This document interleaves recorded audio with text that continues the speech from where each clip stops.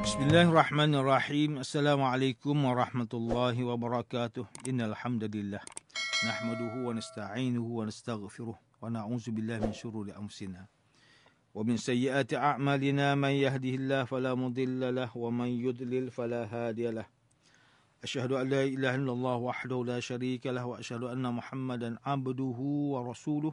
Allahumma salli wa sallim ala sayyidina Muhammad wa ala alihi wa ashabihi wat tabi'in wa man tabi'ahum bi ihsanin ila yaumiddin. A'udzu billahi minasyaitonir rajim.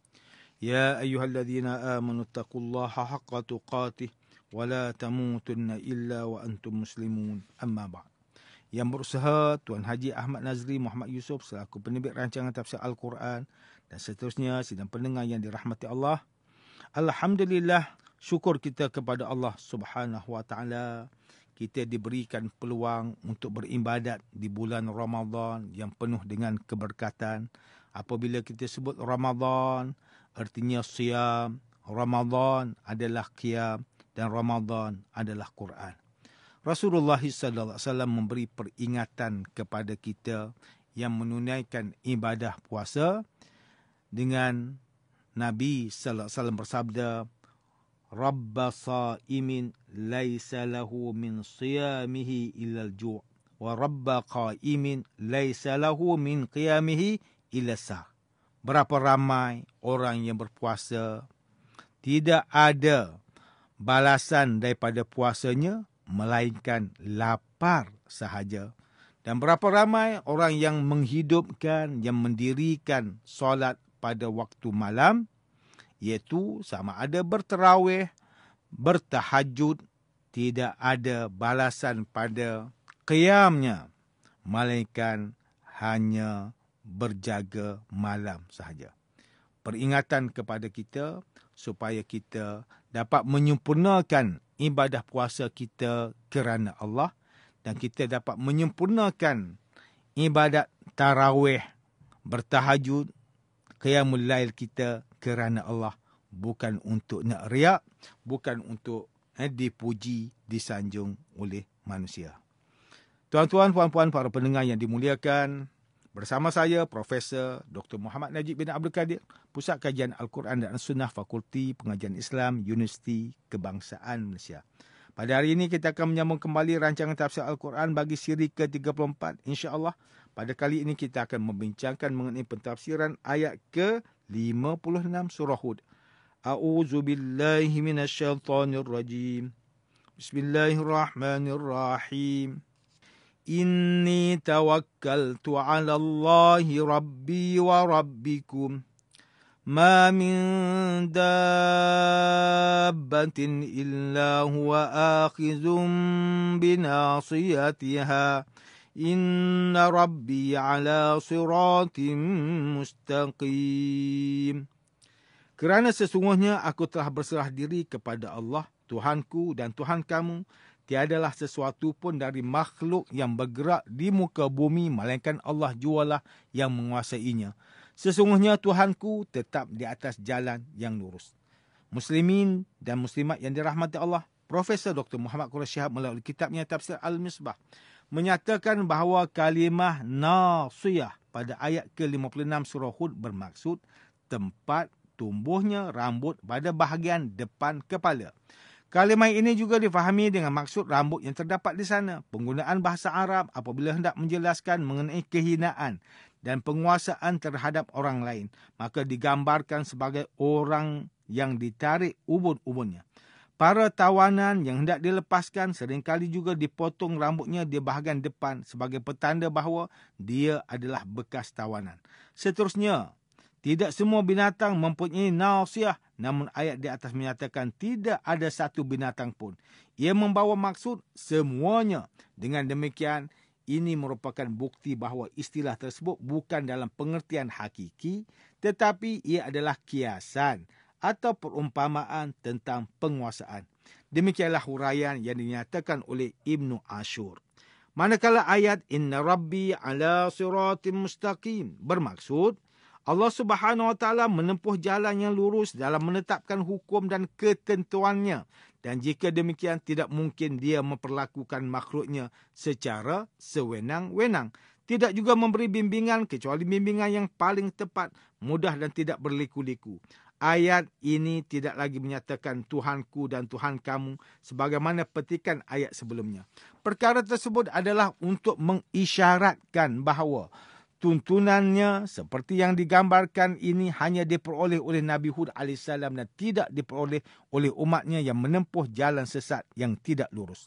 Sidang pendengar yang dimuliakan, Ustaz Abu Yahya Marwan bin Musa melalui kitabnya Tafsir Hidayatul Insan mentafsirkan ayat ke-56 surah Hud ini dengan menyatakan bahawa tidak ada satu pun makhluk yang bernyawa, yang bergerak atau diam kecuali dengan izinnya. Oleh kerana itu, jika mereka semua berkumpul untuk menimpakan bahaya kepadanya, sedangkan Allah Subhanahu Wa Taala tidak mengizinkan, maka mereka tidak akan sanggup menimpakan kepadanya. Disebutkan ubun-ubun adalah kerana yang memegang ubun-ubun bererti yang berkuasa penuh terhadapnya dan makhluk yang dipegang menunjukkan lemah dan hina di hadapannya. Profesor Dr. Tengku Muhammad Hasbi As-Siddiqi pula menerusi kitabnya Tafsir An-Nur mentafsirkan ayat ke-56 surah Hud ini dengan menyatakan bahawa sesungguhnya aku bertawakal kepada Allah, Tuhanku dan Tuhanmu. Kepadanya aku menyerahkan segala urusan pemeliharaanku. Ketahuilah tidak ada seekor binatang melata sekalipun baik di bumi atau di langit, melainkan Allah lah yang memilikinya. Tuhanku sentiasa menempuh jalan yang hak dan adil. Dalam ayat ini Tuhan menjelaskan alasan yang dikemukakan oleh kaum Nabi Hud AS untuk menolak seruan Nabi Hud AS dan bagaimana baginda memberi ancaman kepada mereka tentang azab Allah Subhanahu Wa Taala. Manakala Profesor Dr. Haji Abdul Malik bin Abdul Karim Amrullah atau lebih dikenali sebagai Hamka melalui kitabnya Tafsir Al-Azhar ketika mentafsirkan ayat ke-56 surah Hud ini menjelaskan bahawa ucapan ini adalah puncak tauhid sejati. Aku bertawakal kepada Tuhanku, dia pun Tuhan kamu juga pada hakikatnya. Jika kepadanya aku bertawakal, dialah yang akan melindungiku daripada gangguan kalian, kerana kalian pun adalah makhluknya. Tidak ada satu pun yang melata di muka bumi ini yang merangkak atau menjalar segala yang bernyawa termasuk aku dan termasuk kalian. Melainkan dialah yang menguasai ubun-ubunnya. Di ayat ini disebut nasiyah yang bermaksud ubun-ubun. Artinya puncak kepala kita yang menguasai seluruh badan kita ialah ubun-ubun. Maka ubun-ubun itulah yang dikuasai dan dipegang oleh Tuhan. Sehingga tidak ada satu pun yang melata di atas muka bumi ini yang sanggup keluar daripada apa yang telah ditentukan oleh Tuhan. Sebab itu lebih baiklah patuh daripada melawan.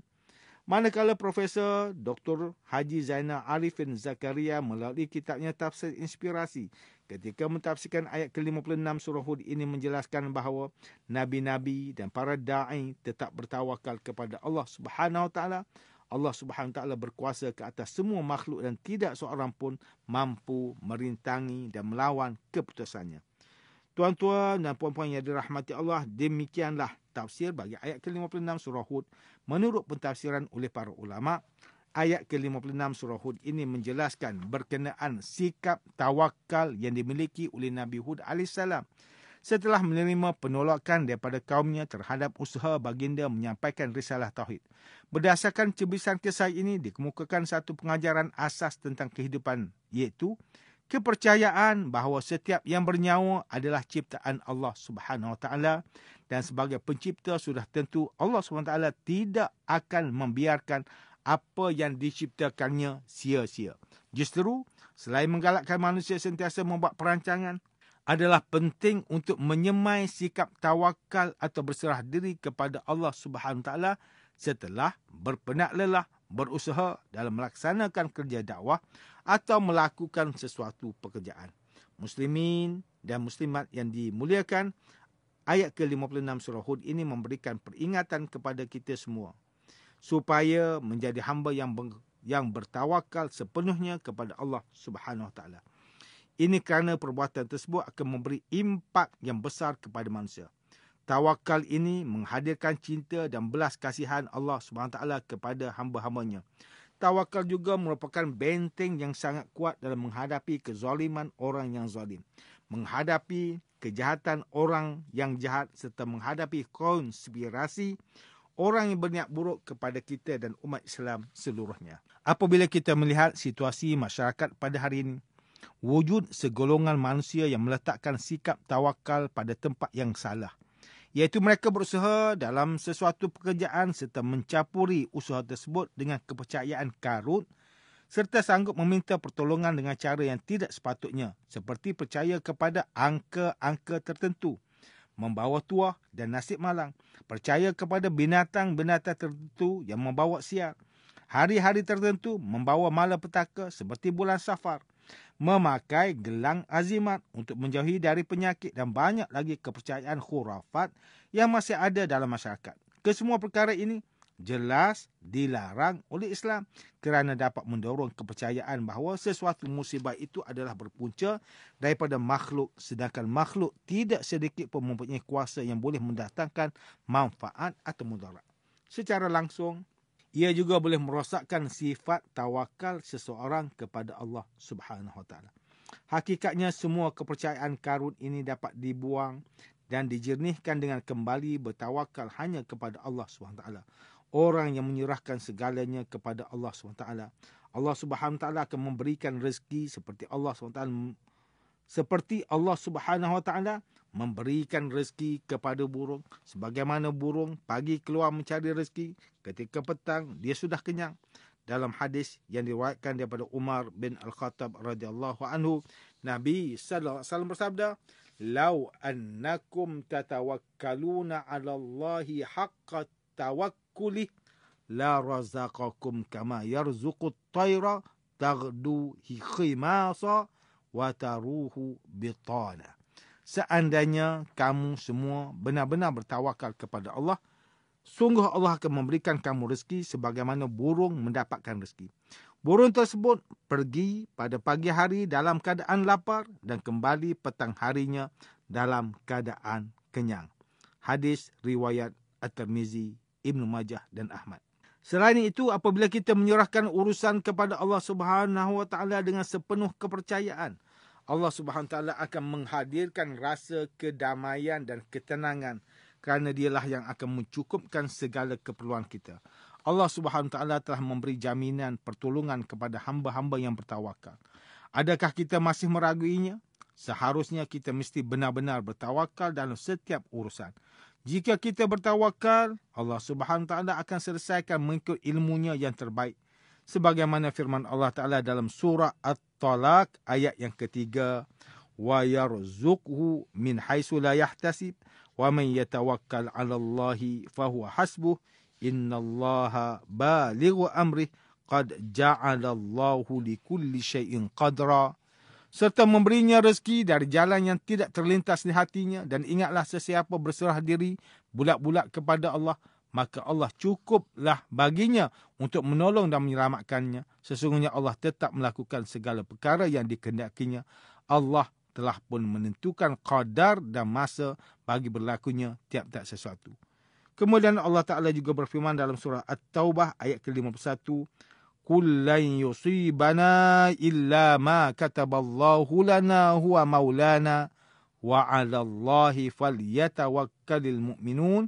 Katakanlah wahai Muhammad, tidak sekali-kali akan menimpa kami sesuatu pun melainkan apa yang telah ditetapkan Allah bagi kami. Dialah pelindung yang menyelamatkan kami, dan dengan kepercayaan itu maka kepada Allah jualah hendaknya orang yang beriman bertawakal. Sidang pendengar yang dirahmati Allah, antara pengajaran yang boleh kita ambil daripada tafsir ayat ke-56 surah Hud ini ialah, pertama, umat Islam hendaklah sentiasa sedar bahawa Allah Subhanahu Wa Taala adalah Tuhan sekalian alam yang menguasai semua makhluk di atas muka bumi ini. Maka tidak setelah kita berusaha melakukan sesuatu pekerjaan, ibadah atau kerja-kerja dakwah, sepatutnya kita serahkan segalanya kepada Allah Subhanahu Wa Taala kerana dialah sebaik-baik penolong. Kedua, setiap orang Islam yang mengaku beriman kepada Allah Subhanahu Wa Taala diperintahkan agar sentiasa mendidik hati untuk sentiasa berdoa kepada Allah Subhanahu Wa Taala, meletakkan seluruh kebergantungan kepadanya kerana kita adalah makhluk yang lemah yang tidak mengetahui perkara-perkara ghaib serta tidak tahu apa yang akan berlaku pada hari kemudian. Ketiga, umat Islam hendaklah menghindari perbuatan khurafat kerana ia dapat merosakkan sifat tawakal seorang hamba kepada Allah Subhanahu Wa Taala. Hakikatnya, makhluk lain tidak akan mampu memberi mudarat tanpa izinnya. Tuan-tuan, puan-puan, para pendengar yang dimuliakan, sekian saja rancangan tafsir Al-Quran pada hari ini. Semoga kita semua mendapat manfaat daripada perbincangan ilmu ini. InsyaAllah mudah-mudahan kita akan bertemu lagi pada siri rancangan tafsir Al-Quran yang akan datang. Wabillahi taufiq wal hidayah. Wassalamualaikum warahmatullahi wabarakatuh.